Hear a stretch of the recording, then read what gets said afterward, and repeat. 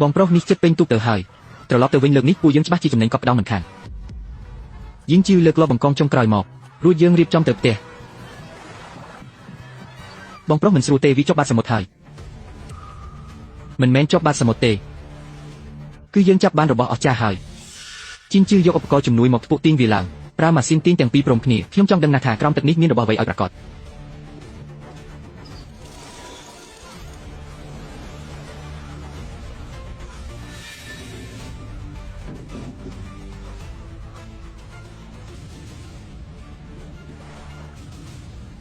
របស់ដែលលោកតាធ្លាប់កត់ត្រាទុកគឺជារបស់ដែលមានតែក្នុងរឿងព្រេងប៉ុណ្ណោះស្ដេចបង្កងយក្សពីងជឿលើកវាឡើងមក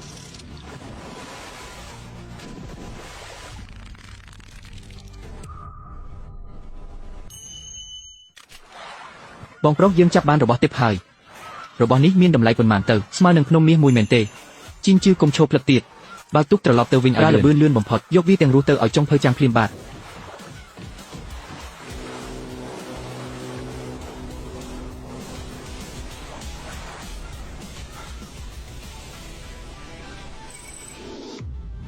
បន្ថយល្បឿនបាទបងប៉ាល់គេនាំទុក3គ្រឿងមកឡំពាត់យើងហើយអាល្អិតឯងរកបានច្រើនគួរសំតើទុករបស់ទាំងអស់នៅទីនេះឯងអាចចេញទៅបាន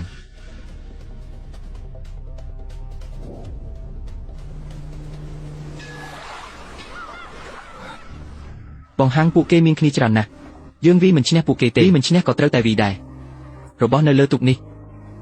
មានតម្លៃជាងជីវិតយើងទៅទៀតនិយាយស្រួលបួនមិនស្ដាប់ចង់ឲ្យប្រើហិង្សាមែនទេចូលទៅដណ្ដើមយកទុកនេះមកបង្កងខៀវមួយនេះខ្ញុំចង់បានទាំងរស់កុំកំរើកបងប៉ាងរបស់នេះមានតម្លៃប៉ុន្មានលោកច្បាស់ជាដឹងច្បាស់ជាងខ្ញុំប៉ុន្តែបើមានអ្នកណាម្នាក់ហ៊ានចូលមកដណ្ដើមកម្មបិតទី1នេះគឺសម្រាប់វាខ្ញុំឈិនយានហាងថ្ងៃនេះបើមិនអាចយកបង្កងនេះទៅបានទេលោកក៏កុំសង្ឃឹមថាបានផលប្រយោជន៍សំបីមួយសេនអញ្ចឹងថ្ងៃនេះយើងស្លាប់រស់ជាមួយគ្នាទៅអាល្អិតបើឯងហ៊ានប៉ះវាខ្ញុំនឹងធ្វើឲ្យឯងមិនអាចចេញពីសមុទ្រនេះបានឡើយអញ្ចឹងលោកសាកមើលទៅ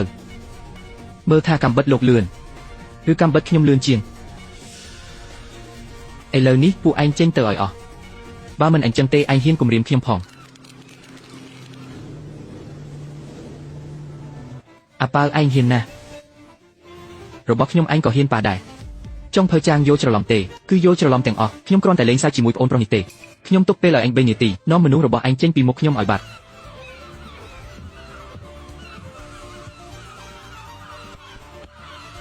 ពូកែណាស់អាល្អិត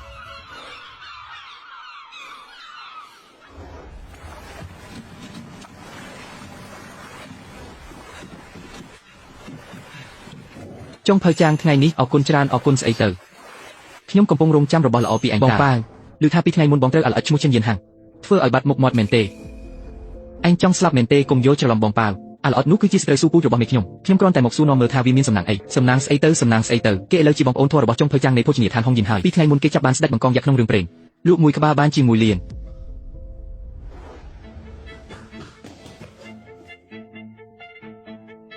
បងនឹងមិនស្រួលទេអាល្អិតចិនយានហាំងនោះរកបានលុយធំហើយនិយាយផ្ដេសផ្ដាសទូកកញ្ចាស់របស់វានឹងអាចរកលុយធំបានយ៉ាងម៉េចជារឿងពិតប្រាកដណាស់បងប៉ាវនៅទីក្រុងតុងហៃនិយាយពីឥឡូវមិនត្រឹមតែជាបងប្អូនធម៌របស់ចុងភៅចាំងទេហើយថែមទាំងភោជនីយដ្ឋានហុងយិនវាយទិទៅទីក្រុងតុងហៃ100000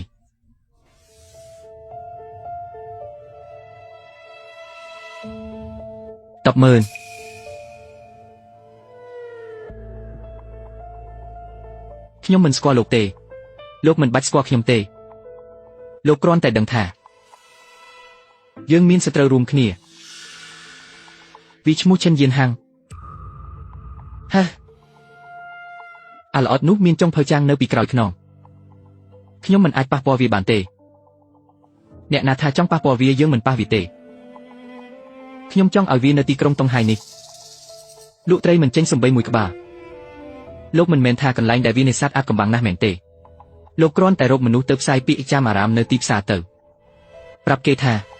សមុទ្រតំបន់នោះពីមុនដូចជាតំបន់ឧស្សាហកម្មក្រោយពេលសម្រេចការងារខ្ញុំនឹងឲ្យលោកកំភៃមិនទៀតយល់ព្រម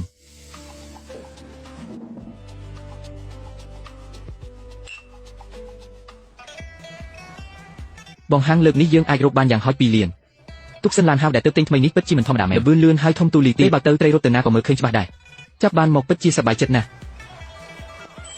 មែនហើយលុយនេះចាយទៅពិតជាសំតម្លៃមែនល្មមហើយយើងក៏គួរតែត្រឡប់ទៅវិញដែរចុងភៅចាងមានរឿងអីបង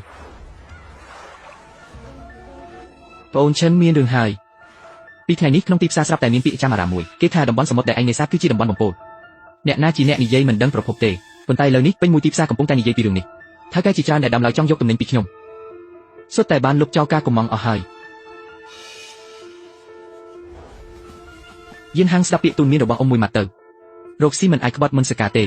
របស់បើមិនស្អាតទេបើគេហូបទៅមានបញ្ហាអញទទួលខុសត្រូវឬទេតាចាស់នេះមិនក៏មកក្រាស់ម្លេះអ៊ំប្រុសអ៊ំថាទំនិញខ្ញុំមានជាពោលភុស្តាំងនៅឯណាភុស្តាំងបទពិសោធន៍ចេញសមុទ្ររាប់សិបឆ្នាំរបស់ខ្ញុំគឺភុស្តាំងតំបន់សមុទ្រដែលឯងនេសាទពីមុនជាកន្លែងអីក្នុងចិត្តឯងមិនដឹងទេបទពិសោធន៍មិនអាចយកមកស៊ីជំនួសបាយទេអ៊ំនិយាយមិនច្បាស់ទេអញ្ចឹងទុកឲ្យខាងស្ថាប័នជំនាញជាអ្នកនិយាយទៅឥឡូវនេះខ្ញុំនឹងយកសំណាក់ពីលើទូកបញ្ជូនទៅមន្ទីរត្រួតពិនិត្យចំណីអាហារនិងអស់សក្រុងតុងហើយដើម្បីធ្វើការត្រួតពិនិត្យឲ្យបានច្បាស់លាស់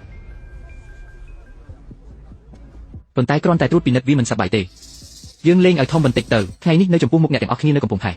យើងធ្វើការភ្នាល់មួយបើលទ្ធផលបញ្ជាក់ថាទំនិញខ្ញុំមានបញ្ហាទូកមួយនេះខ្ញុំនឹងដុតចោលភ្លាមខ្ញុំចិនយានហាងចាប់ពីពេលនេះទៅនឹងចេញពីក្រុងតុងហើយប៉ុន្តែបើទំនិញខ្ញុំស្អាតស្អំអញ្ចឹងអ៊ំប្រុសអ៊ំត្រូវតែនៅកំពង់ផែនេះនៅចំពោះមុខមនុស្សទាំងអស់គ្នាសុំទោសនឹងទទួលកំហុសពីខ្ញុំអ៊ំហ៊ានឬអត់អញកុំមកលេងល្បិចនេះអ្នកណាដឹងថាអញនឹងចំណាយលុយសូប៉ាន់អ្នកត្រួតពិនិត្យឬអត់ការប្រកាសនេះខ្ញុំជាអ្នកធ្វើជាសាក្សីសំណាក់សម្រាប់ត្រួតពិនិត្យគឺដោយខ្ញុំនឹងថៅកែដែលគួរឲ្យទុកចិត្តប៉ុន្មានអ្នកនៅកំពង់ផែរួមគ្នាដកយកសំណាក់រួមគ្នាយកទៅមជ្ឈមណ្ឌលត្រួតពិនិត្យខ្ញុំយកកិត្តិយសរបស់ខ្ញុំមកធានាគ្មានអ្នកណាអាចលេងល្បិចបានទេ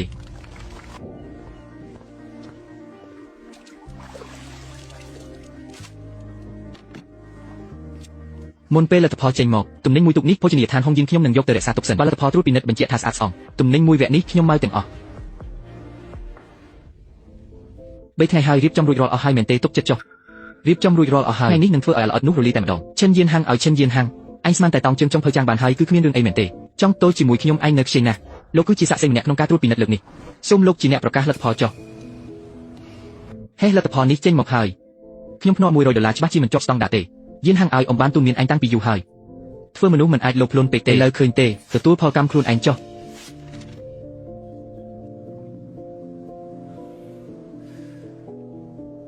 សេចក្តីសន្និដ្ឋាននៃការត្រួតពិនិត្យសំណាក់ដែលបានបញ្ជូនមកត្រូវបានចាត់ទុកជាផលិតផលមិនជាប់ស្តង់ដារអញស្ដាប់មិនច្បាស់ទេហាឮហើយឬនៅមិនជាប់ស្តង់ដារអនុវត្តតាមការភ្នាល់ដុតទុកចោលទៅអ្នកទាំងអស់គ្នាសុទ្ធតែបានឮហើយនេះជាច្បាប់ដែលគេបង្កើតខ្លួនឯងបងហាំងនេះមិនអាចទេទំនិញរបស់យើងច្បាស់ជាមិនក៏អញ្ចឹងទៅវិញយានហាងព្រមទទួលស្គាល់ការចាញ់ទៅខ្ញុំមានការជំទាស់នឹងលទ្ធផលនៃរបាយការណ៍នេះឯងមានសិទ្ធិអីមកជំទាស់អក្សរខ្មៅលើក្រដាសសរសេរយ៉ាងច្បាស់ឥឡូវឡើងទៅលើទូក្រាបសំពះទៅគឺដោយសារតែរបស់នេះខ្ញុំក៏មានរបាយការណ៍មួយច្បាប់ដែរខ្ញុំឈិនយានហាងដឹងថាចិត្តមនុស្សអាក្រក់ណាស់ពួកយើងធ្វើជាពីរច្បាប់បិទត្រាទុកប្រអប់សំណាក់ដូចគ្នាបេះបិទចំនួន2មួយច្បាប់ទៀតនេះខ្ញុំបានបញ្ជូនជាបន្ទាន់ទៅកាន់មជ្ឈមណ្ឌលត្រួតពិនិត្យកម្រិតខេត្តដើម្បីធ្វើការត្រួតពិនិត្យមជ្ឈមណ្ឌលខេត្តមានកម្រិតខ្ពស់ជាងឧបករណ៍ទំនើបជាងលទ្ធផលក៏មានភាពជឿជាក់ជាងដែរសូមលោកមើលរបាយការណ៍ដែលមកពីថ្នាក់លើរបស់លោកនេះរបាយការណ៍របស់ស្ថាប័នឲ្យអ្នកទាំងអស់គ្នាស្ដាប់ទៅរបាយការណ៍ត្រួតពិនិត្យរបស់មជ្ឈមណ្ឌលត្រួតពិនិត្យកម្រិតខេត្តសេចក្តីសន្និដ្ឋាននៃការត្រួតពិនិត្យទាំងអស់នៃសំណាក់គឺល្អលើសពីស្តង់ដារជាតិការវិតម្លៃរួមគឺផលិតផលល្អឥតខ្ចោះកម្រិតទី1មានតម្លៃអាហារូបត្ថម្ភខ្ពស់បំផុតមិនអាចទេនេះដាច់ខាតមិនអាចទេសំណាក់ពីក្នុងវគ្គតែមួយមិនជាប់ស្តង់ដារមួយទៀតជាផលិតផលកម្ពុជាលោកមិនគិតថាផ្ទៃក្នុងរបស់លោកមានបញ្ហាទេអ៊ំប្រុសឥឡូវនេះដល់ពេលដែលអ៊ំត្រូវអនុវត្តតាមការភ្នាល់ហើយមែនទេ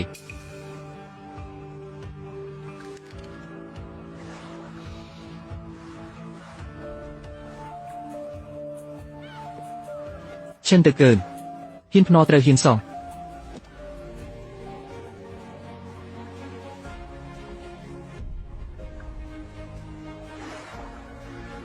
ខ្ញុំឈិនទៅកើនបានបង្កើតពាក្យចាំអារ៉ាមមួយបង្កាច់